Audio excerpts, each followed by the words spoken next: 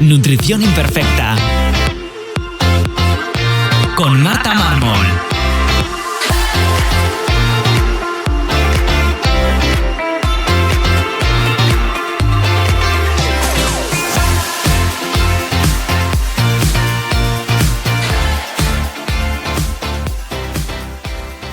Bienvenidos a Nutrición Imperfecta, el podcast de Marta Mármol.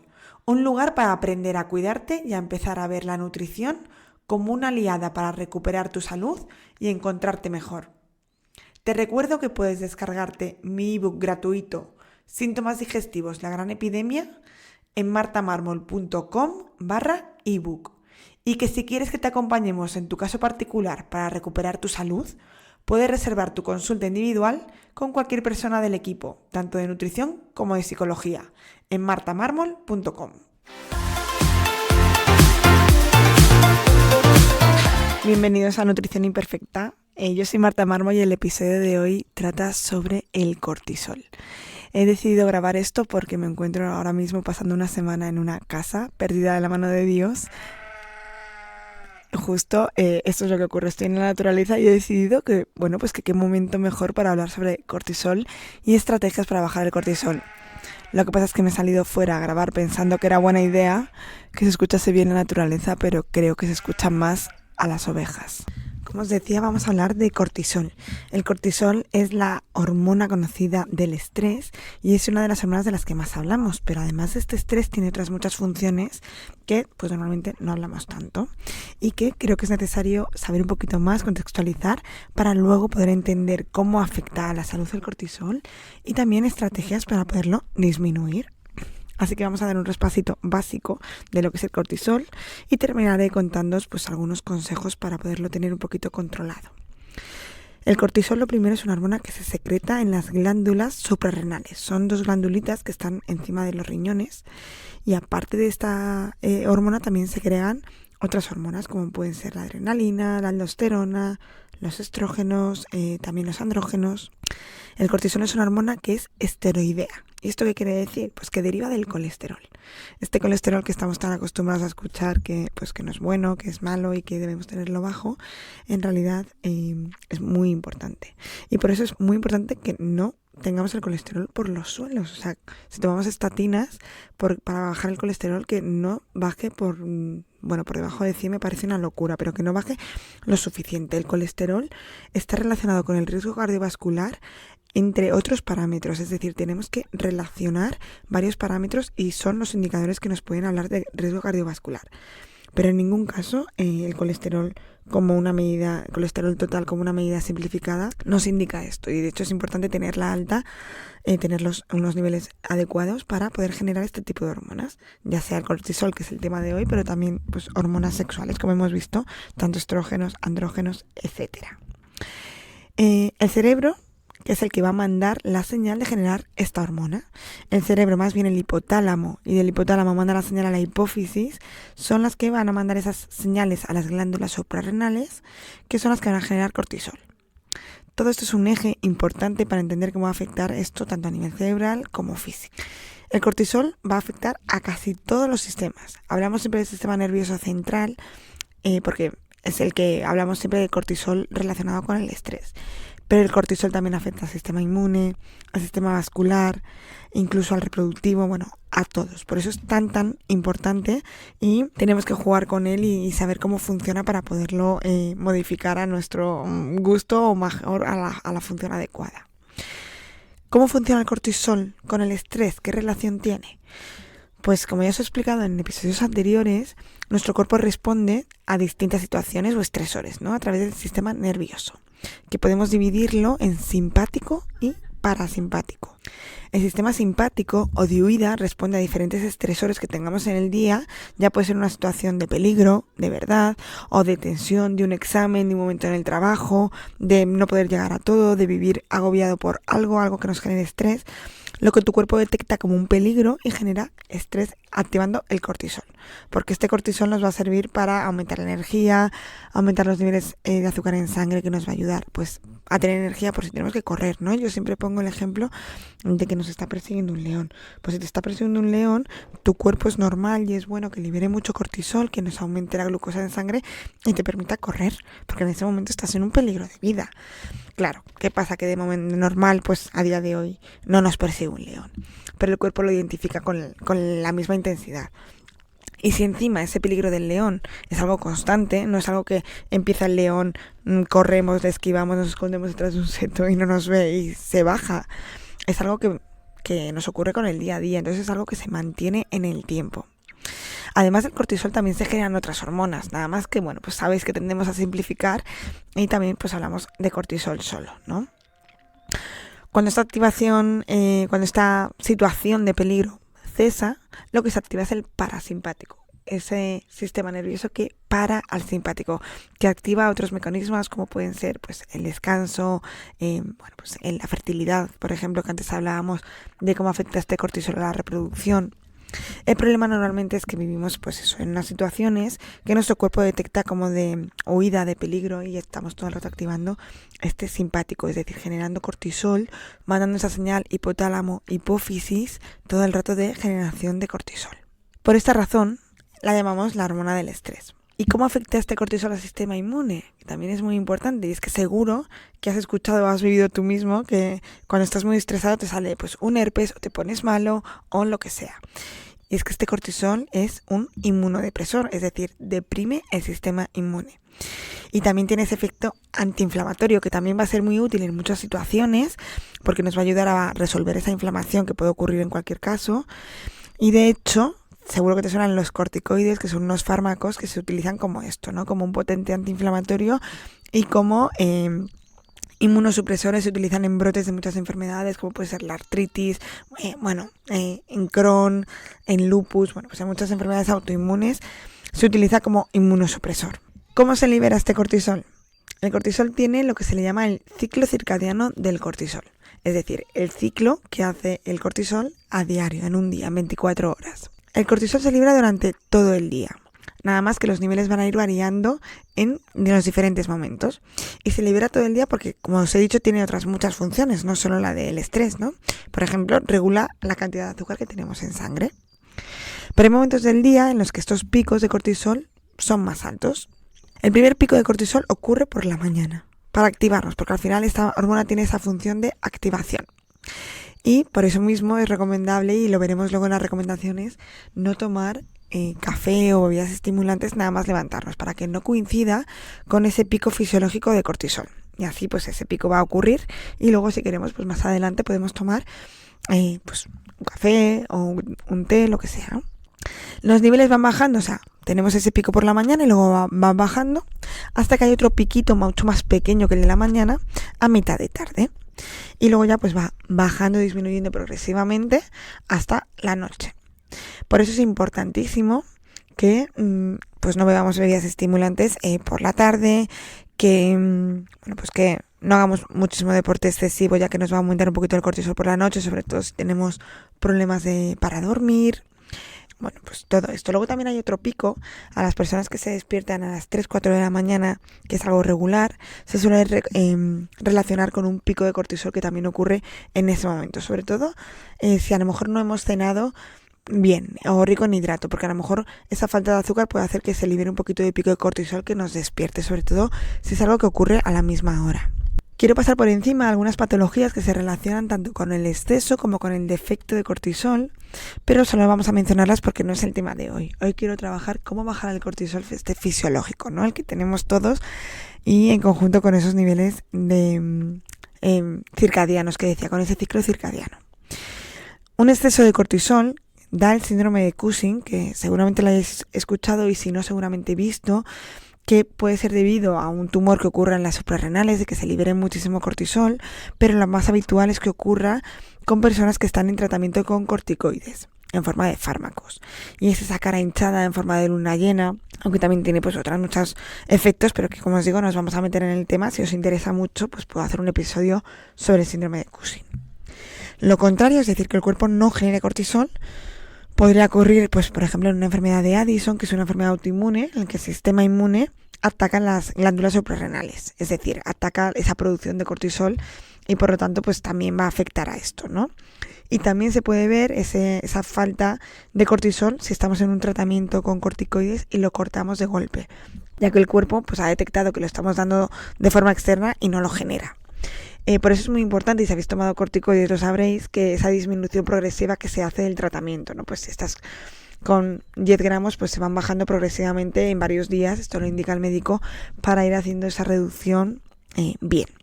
Pero como os decía, vamos a hablar de cómo bajar el cortisol que genera por el cuerpo de manera excesiva para no tener esos niveles de estrés mantenidos. Porque como hemos visto, el cortisol tiene muchas funciones, pero tenerlo elevado de manera continua genera pues muchas consecuencias, como pueden ser la pérdida de masa corporal, de masa muscular, es decir, pues una sarcopenia, también una osteoporosis, también sube la glucosa en sangre, nos baja el sistema inmune, ya que hemos visto que es inmunosupresor, nos deprime incluso a nivel de energía, de ánimo, genera neblina mental, bueno, pues a nivel digestivo ya sabéis cómo afecta el estrés a todas las funciones digestivas. Primero que dejamos de generar ácido en el estómago, dejamos de generar muchísimas enzimas digestivas, aumenta la permeabilidad intestinal, altera la microbiota generando disbiosis, bueno, pues todo esto es lo que hace un estrés mantenido. Por lo tanto, vamos a ver consejitos que nos pueden ayudar a bajar este cortisol. El primero que voy a centrar es en la alimentación. Sobre todo yo ese exceso de cortisol lo veo en dietas muy restrictivas, ya sea por patología o ya sean por una pérdida de peso, sobre todo dietas en las que de repente se quita esa energía a base de carbohidratos, ¿no? Que de repente pues tenemos muy poca energía, ya sea por una restricción calórica muy fuerte o por restringir carbohidratos, esa fuente de energía, cuando tu cuerpo no es capaz de usar bien esa grasa como energía. Ya sabéis que no es necesario los hidratos de carbono porque pues si tenemos una buena capacidad metabólica de metabolizar esa grasa como energía, perfecto. De hecho, mucha gente te dirá que una dieta cetogénica, una dieta keto, les va genial, incluso les da más energía. Pero para eso tenemos que estar ketoadaptados, es decir, que sepamos que tengamos esta flexibilidad metabólica de que tu cuerpo sea capaz de coger la energía, de coger la grasa como energía. Si no estás del todo, pues puede ser que de repente restrinjas muchos esos carbohidratos y si encima estás haciendo ejercicio más y tu cuerpo necesita energía. Entonces tu cuerpo tira generando cortisol para aportar esa energía que te falta. Y de forma puntual, maravilloso, pero de forma sostenida y deriva en un agotamiento muy fuerte. De hecho, en las mujeres se ve mucho en esta amenorrea hipotalámica, que es por un estrés, sea cual sea la fuente de estrés. Esto lo hablé en un episodio con Chusa Sanz, que la amenorrea al final no deja de ser una consecuencia de un estrés mantenido, ya sea el estrés venido por la dieta, por una restricción energética, o ya sea por un estrés emocional, por lo que sea, que se eleva el cortisol. También es necesario meter grasa, ya que el cortisol deriva del colesterol y necesitamos esos depósitos de colesterol para poder generar estas hormonas. También nos podemos ayudar de alimentos ricos en triptófano, ya que es un precursor de la serotonina y bueno, pues nos va a ayudar a reducir ese cortisol. Pues por ejemplo puede ser el plátano o el tahini. Otra recomendación es que no tomes café a primera hora de la mañana, como te he dicho antes, ¿no? Para que no coincida con ese pico fisiológico que tiene el cortisol por la mañana, tómatelo pues ya a mitad de mañana, pues en torno a las 11, 12. Incluso si tomas mucho café, reducir esa cantidad de café pues te va a venir bien. El siguiente consejo es que regules los ciclos circadianos, es decir, que intentes guiarte por la luz del sol, que duermas cuando haya oscuridad y que te levantes con la luz del sol, incluso que te expongas a la luz del amanecer y del atardecer. Todo este episodio surge de que esta mañana, como os he dicho, estoy en una casa en mitad de la naturaleza y hemos subido a un monte a ver el amanecer. Y que por cierto estaba todo lleno de niebla y no hemos visto nada, pero les contaba a mis compañeras que exponerte a la luz del amanecer y del atardecer ayuda mucho a regular estos ciclos circadianos. Y ellas no lo sabían, entonces a partir de ahí he pensado, ¿y por qué no hablar pues de cómo regular estas cosas y de cómo nos puede ayudar el cortisol, que yo estos días los tengo tan bajito, ¿no? Pues es verdad que a la luz del amanecer pues a veces cuesta, ¿no? Nos hemos tenido que levantar a las 6:30 de la mañana para hacernos 3 kilómetros para poder no ver nada, Pero del atardecer a lo mejor es más sencillo, ¿no? Y no ponernos esas gafas de sol que nos impidan ver, sino exponernos nos va a ayudar a pues modular bien esa serotonina y esa melatonina y por lo tanto el cortisol. Por supuesto, eso es algo que es muy difícil hacer pues cuando estamos con trabajos saturnos, ¿no? Y muchas veces pues esto son recomendaciones, pero yo soy la primera que no me expongo a la luz del atardecer ningún día, pues porque estoy trabajando. Pero bueno, también es muy importante conectar con tu cuerpo y con tus necesidades. Es importante que no puedes llegar con todo, es imposible. Entonces, de forma puntual o cuando somos jóvenes o en un trabajo al inicio, parece que podemos con todo, ¿no? Que hacemos horarios imposibles, rutinas que no llegamos, incluso yo soy muy comprometida con mi ejercicio y lo hago, pero el cuerpo tira, ¿no? El cuerpo genera cortisol y nos ayuda a esa energía que nos falta, pero llega un momento en el que no. Y es muy importante conectar con nuestro cuerpo porque a largo plazo normalmente enfermamos. Y lo que yo veo en consulta es que cuando pregunto cuál es el origen de este problema, de esta enfermedad autoinmune o de esta fatiga, suele ser una temporada de estrés, dependiendo del tiempo, ¿no? Hay gente que lleva 1 año, hay gente que lleva 2, o hay gente que lleva 7. Y su cuerpo le va mandando señales, pero en ese momento de estrés estamos tan desconectados que solo conectamos con el cuerpo cuando estamos con dolor, con síntomas y con molestias. Y pues lo que tardamos en enfermar, que es mucho tiempo, luego intentamos o queremos recuperar esa salud en muy poco, ¿no? Tenemos esa prisa. Pero conectar con nuestro cuerpo, con detectar lo que necesitamos, saber descansar y parar, es fundamental para que los niveles de cortisol se regulen. Por supuesto, muy relacionado con todo esto, cosas que nos van a ayudar a bajar el cortisol es meditar, respirar. Muchas veces meditar es algo que agobia, es algo que lo he contado en muchos podcasts ya, pero meditar no es simplemente hacer cosas con las que estés en ese momento concentrada en lo que estás haciendo. A mí que meditar pensando me cuesta mucho porque mi cabeza va a toda velocidad. Me sirve mucho los trabajos que sean más manuales, pues por ejemplo cerámica, he estado restaurando muebles este verano, bueno, todo lo que sea manual, aunque no se me dé bien, que esto es clave, a mí no se me da bien, no tengo esa... No es que sea muy artística yo, pero bueno, todo lo que sea manual hace que mis manos estén distraídas y me concentre en lo que estoy haciendo. Cocinar también es algo que me va muy bien. Entonces, bueno, pues cada uno tiene aquí buscar algo que le vaya bien y que le conecte con lo que está haciendo. Que al final no deja de ser de activar tu sistema nervioso parasimpático. Y esto va muy unido a activar el nervio vago, del que tenéis un episodio en el que os explico cómo activar el nervio vago. Realizar ejercicio es una de las mejores pautas que se pueden hacer para bajar el cortisol. Pero, bueno, esto tiene algunos matices, ¿no? Porque al final la propia práctica del ejercicio puede hacer que aumenten esos niveles de cortisol.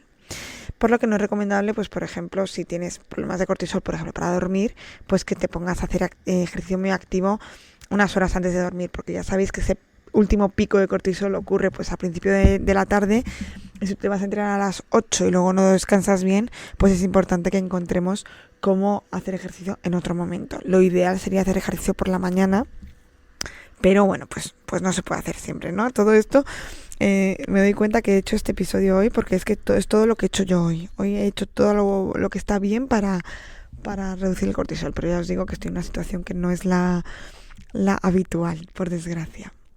Entonces, bueno, pues todo lo que sea ejercicio nos va a ayudar a regular esos niveles de cortisol porque muchas veces descargamos energía también ahí. Si este ejercicio lo hacemos ya en la naturaleza y con gente, pues vamos, mejor que mejor, ¿no?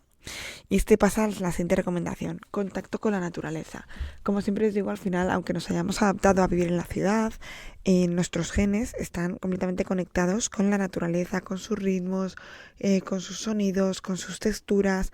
Andar descalza en contacto con la naturaleza, respirar, baños de bosque, todo esto nos va a ayudar a reducir el cortisol.